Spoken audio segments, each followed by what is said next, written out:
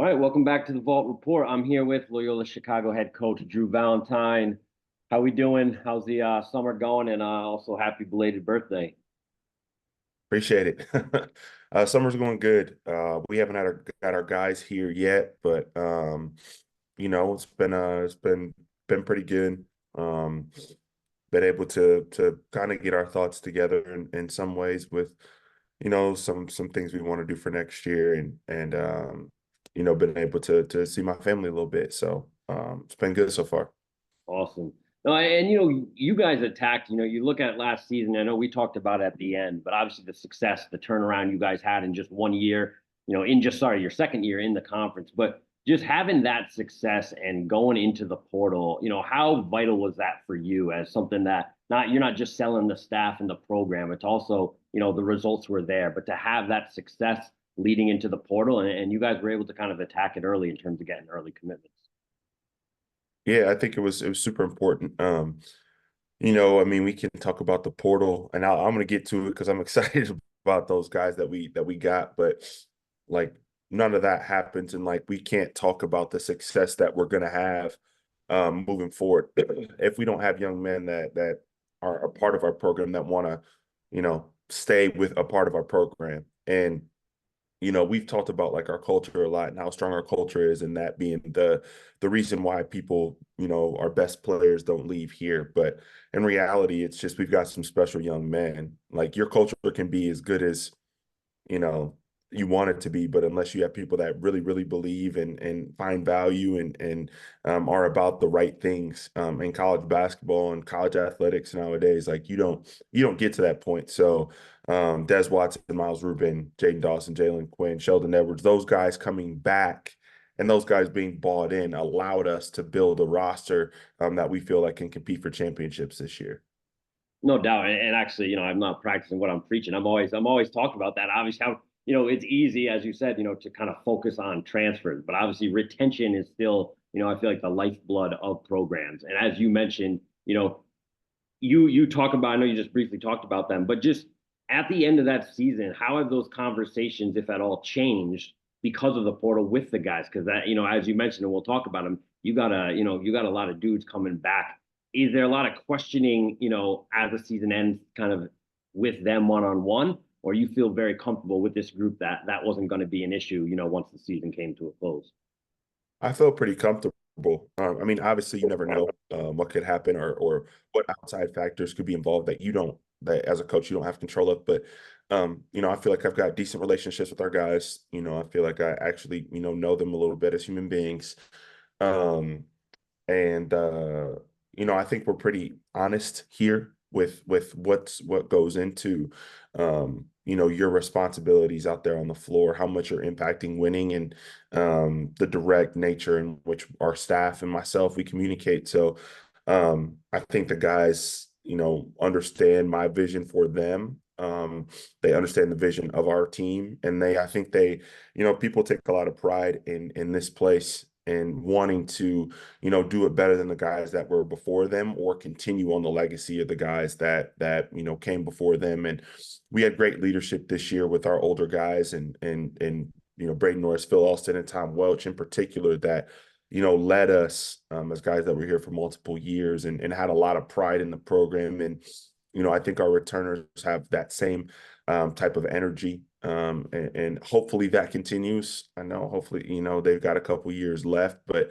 I know for sure guys like Sheldon and Des who are going to be, finishing their college career, Loyola Ramblers have a lot of pride within our program and their families do too.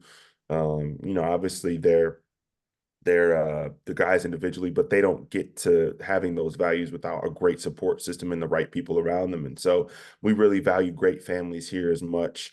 And because of that, the conversations with their families have, just been normal conversations. There hasn't been anything crazy. And so I'm really, really proud of that. Yeah, and you talked about Edwards and obviously watching the experience that they're going to have, and then another year under your system. And you did also mention, Ruben having a guy like that. Where do you see, what he was able to do in terms of, at such a young age and impacting the game, just with another offseason, the focus, as a staff for him, and again, where you see his continued development, something player development you guys, as a staff have shown, you guys have excelled at. Appreciate it, man. For him, first and foremost, it has to do a lot with his physicality and his body.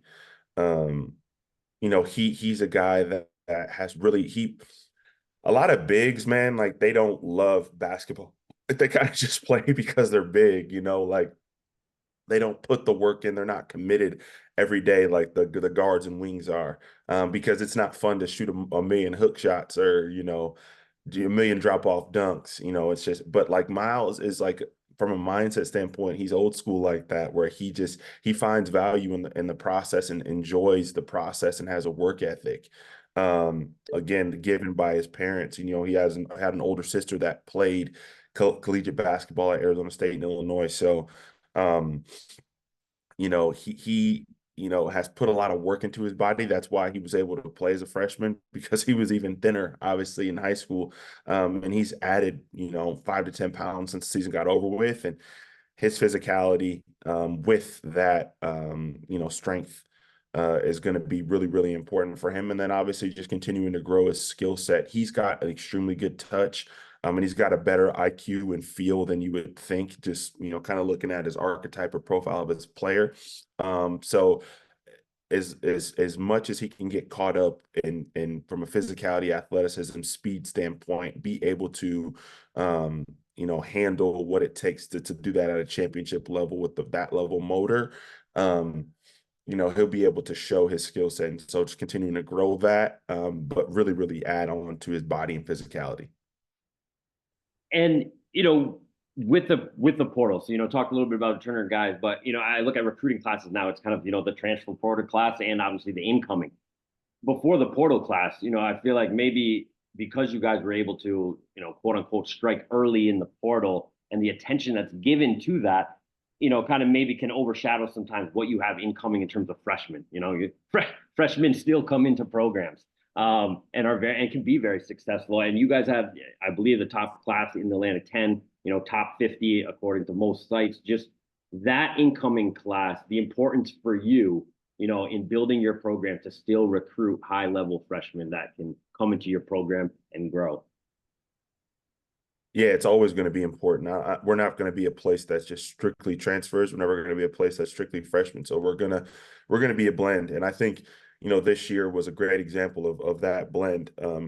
We were the only school in the country that had 3 different guys that were all league transfers. So as part of all the transfer success is, we had Dez Watson, Braden Norris, Phil Austin, all 3 guys were all Atlantic 10, and all 3 were transfers. So that's unique. But at the same time, we had an all freshman guy, Miles Rubin. So it's like, that's our goal, is to continue to try to do both things at a high level.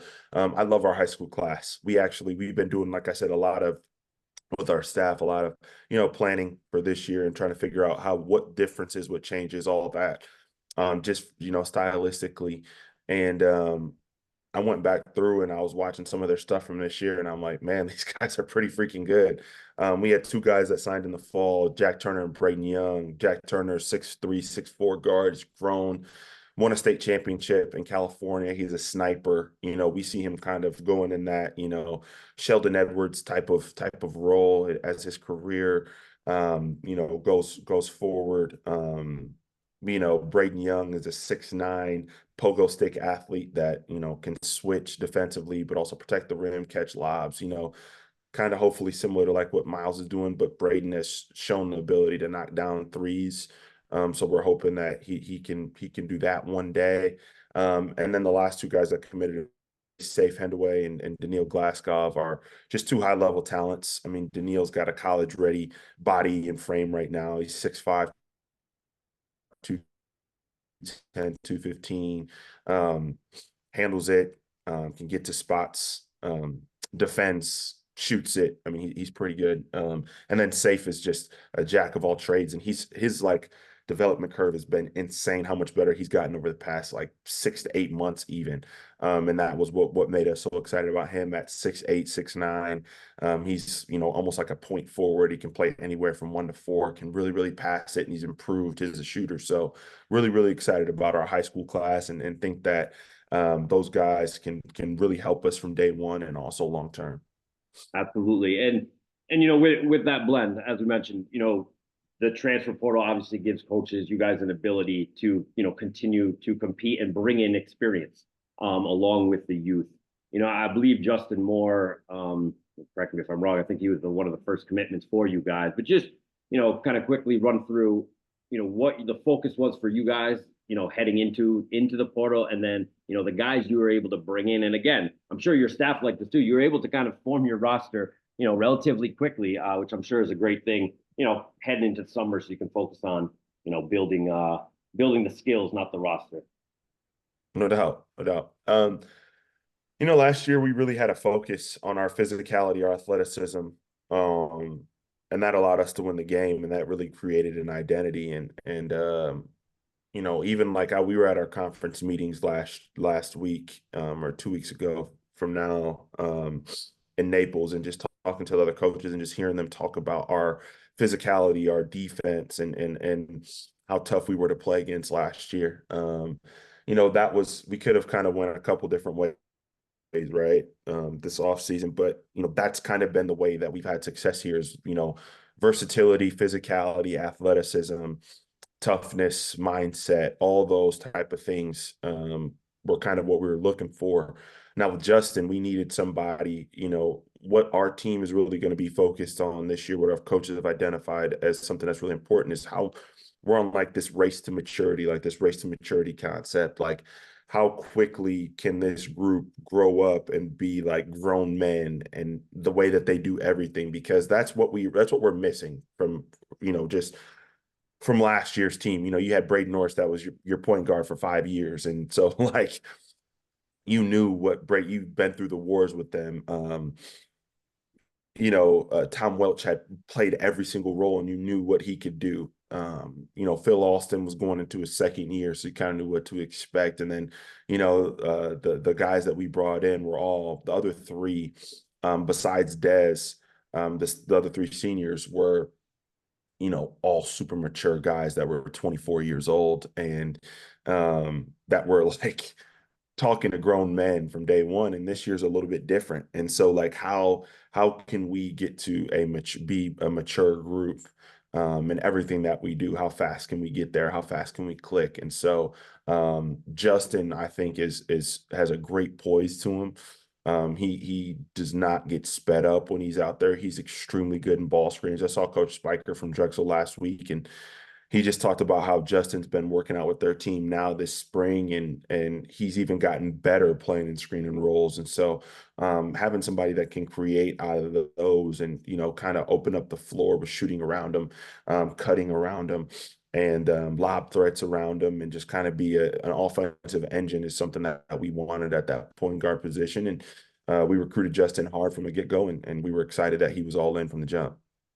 Definitely. And again, I don't have to go through them all, but Jalen, again, another guy who has had experience in the A10, again, experience, physical, obviously played last year at Georgia. Just talk about the impact and the vision you have for him, as a player, as someone who's going to bring that experience. Yeah, I mean, when we, our first year in the league, our introduction was what VCU was, and we didn't try to copy that this year, but we tried to do that in our own way. And so he was so impressive to me when watching him on film that year. And he's more skilled than you think. Like, they played a lot of 5-out that year. And he was, passing it, ripping, driving from the perimeter. He could score in the post. Like, love JJ. I love his mindset even more. I do really well with guys that are super competitive and have a little edge to them. Because that's me as a human being. So I relate to that. I communicate well to that, and I'm going to let him be that. But also he's got to continue to get better. But he's already been a championship level player at this level in this league, and so I couldn't be more excited about him. He's got more perimeter to his game, so we will be playing him obviously next to Miles some. It's not just going to be a either or. They will be playing with each other. Oh, that's great. And, just last question, let you go. Appreciate time as always. But, for you, you said obviously a competitive person. There's so much discussion and talk, obviously, about college basketball, how much it's changed.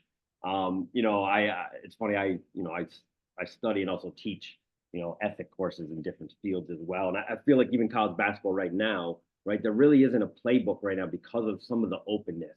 And I know some coaches have talked about some of their concerns, but just kind of for you and a staff, how you guys, you know, I I've been trying also to how to write this question, which is hard, but just how you kind of go through these kind of unwritten rules. So it seems like there's not many unwritten rules right now within college basketball, within the transfer portal. But just how do you view that?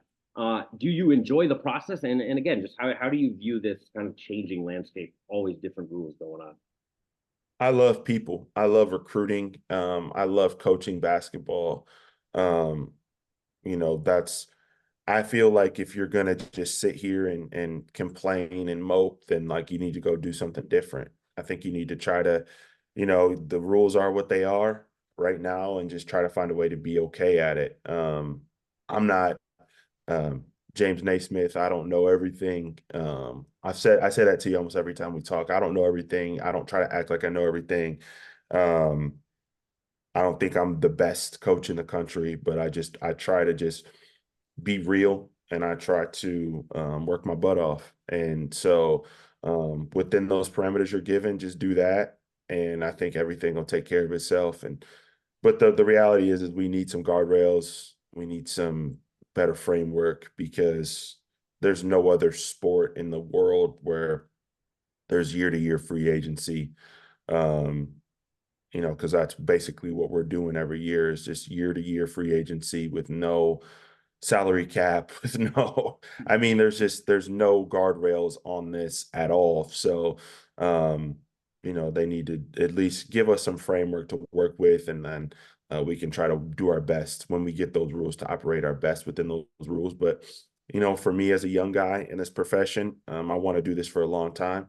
And so I'm just planning on being adaptable. That's I've got a really good head coach in our state, like Brad Underwood, the coach at University of Illinois. Like he's played like since he's been in Illinois, he's played like 4 different ways. And they've been able to be good in a bunch of different ways. So people like that, I kind of look to, and I'm like, okay, like just find a way to be adaptable. That's what I'm trying to do. And I know you don't want me to talk about it, but I can't let this go without talking about our other two newcomers that are super adaptable. Kamani Winsu and Francis Wakoria. Love those guys. They're both versatile pieces. Francis can really score it inside, outside. He can really defend, and Kamani can really defend too. And both guys played for championship teams. Kamani can really handle the ball, can pass it, can do those swivel Barkley, we call them Nova post ups at the rim. And we think he's got some more untapped potential offensively. So excited about those two guys that make us an even more versatile, long, experienced athletic team, and just excited about what we put together this offseason. Oh, listen, coach, it's always a pleasure talking to you. It was great seeing what you guys were able to do. And I know, it's just the beginning for you guys, but it's been a great addition to the league, to the Atlantic 10 as a whole. So wish you best success. Hopefully find a little bit of rest as well. But, good luck this off season, and we'll talk as the season starts, starting back up. All right, man. Thanks for having me on.